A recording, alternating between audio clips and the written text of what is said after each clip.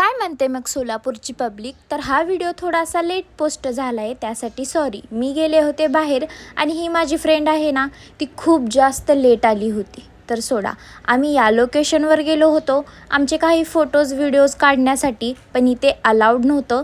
त्यानंतर आम्ही कंबर तलावकडे गेलो होतो. तिथे गेल्यानंतर आम्ही आमचे व्हिडिओज फोटोज काढत होतो.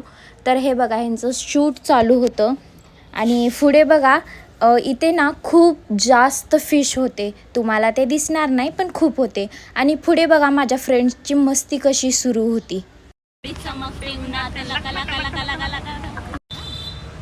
काय बोलते ते? काय ऐक सामी उठते कांदी कांदी चमकते उन्हात